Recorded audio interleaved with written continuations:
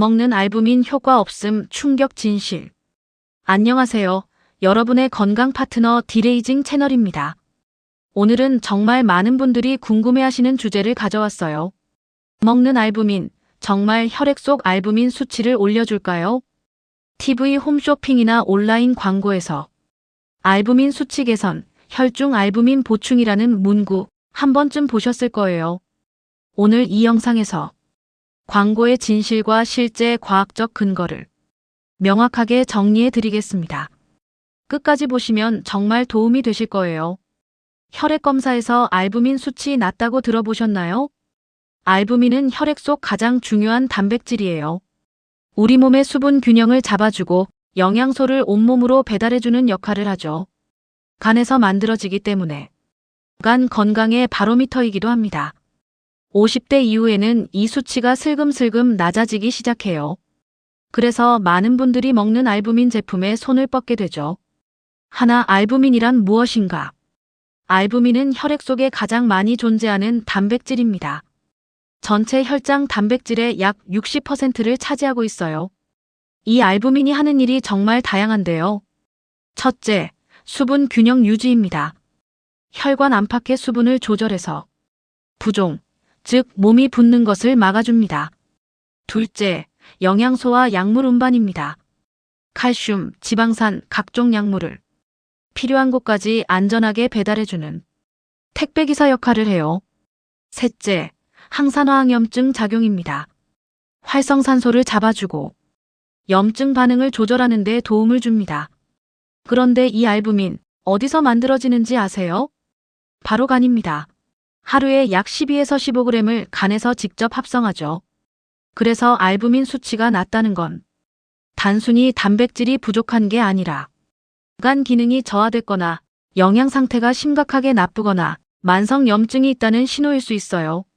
정상 수치는 혈액 1dcl당 3.5에서 5.0g 정도입니다. 50대 이후에는 근육량 감소와 함께 이 수치도 서서히 낮아지는 경향이 있어요. 둘, 먹는 알부민, 왜 효과가 없나? 자, 이제 핵심입니다. 시중에 판매되는 먹는 알부민 제품들, 과연 혈중 알부민 수치를 올려줄 수 있을까요? 결론부터 말씀드리면 현재까지 임상적으로 입증된 근거가 거의 없습니다. 왜 그럴까요? 이유는 생물학적으로 매우 단순해요. 우리가 알부민을 입으로 먹으면 위장에서 소화효소를 만납니다. 알부민은 단백질이기 때문에 펩신, 트립신 같은 소화효소에 의해 아미노산으로 완전히 분해되어 버려요. 이건 마치 레고 집을 완성해서 보냈더니 택배 과정에서 전부 낱개 블록으로 분해되어 도착하는 것과 같아요. 분해된 아미노산은 흡수되지만 그건 그냥 일반 단백질 식품을 먹은 것과 생물학적으로 동일한 결과입니다. 실제로 대한내과학회, 미국 임상영양학회 등 주요 의학단체들은 경구 알부민 보충제의 혈중 알부민 개선 효과에 대해 신뢰할 만한 근거가 부족하다는 입장을 유지하고 있어요. 그렇다면 왜 광고에서는 효과가 있는 것처럼 말할까요? 몇 가지 마케팅 트릭이 있어요. 첫째, 알부민 함유라는 표현입니다. 제품에 알부민이 들어있다는 건 사실이에요. 하지만 그게 혈중 알부민을 올린다는 뜻은 아니죠. 둘째, 소규모 연구 인용입니다. 참여자 수가 매우 적거나 대조군이 없는 연구를 마치 확정된 사실처럼 포장하는 경우가 많아요. 셋째, 단백질 보충과의 혼동입니다. 알부민이 단백질의 일종인 건 맞지만 일반 단백질 보충과 혈중 알부민 개선은 전혀 다른 이야기예요. 여러분, 이런 광고를 보실 때 딱 한 가지만 물어보세요. 임상시험에서 혈중 알부민 수치가 실제로 올랐다는 논문이 있나요? 대부분 명확한 답을 드리기 어려울 거예요. 셋, 그럼 알부민을 진짜로 올리려면? 그렇다면 알부민 수치가 낮을 때 어떻게 해야 할까요? 가장 먼저 해야 할 일은 왜 낮아졌는지 원인을 찾는 것입니다. 알부민이 낮아지는 주요 원인은 크게 세 가지예요. 첫째, 간 기능 저하. 둘째, 단백질 섭취 부족 또는 흡수 장애. 셋째, 만성 염증 또는 신장 질환. 원인에 따라 접근법이 완전히 달라지기 때문에 반드시 의사와 상담하셔야 해요.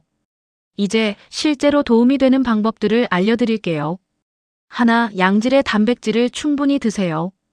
알부민은 간에서 아미노산으로 만들어집니다. 재료가 충분해야 공장이 돌아가겠죠.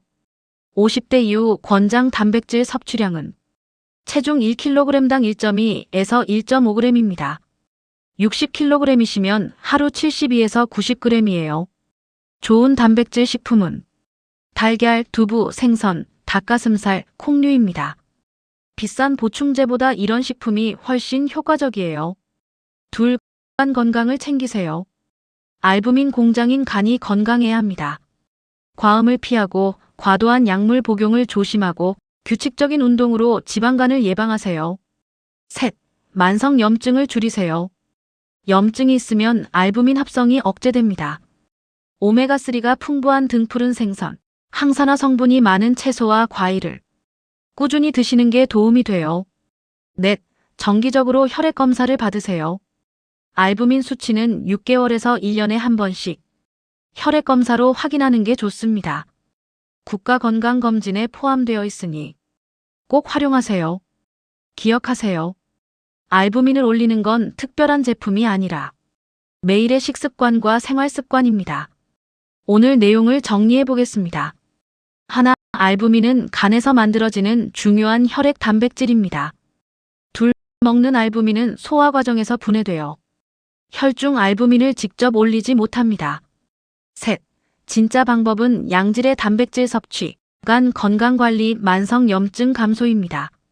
비싼 제품에 돈 쓰시기 전에 오늘 저녁 밥상에 달걀 하나, 두부 한 모를 더 올려보세요.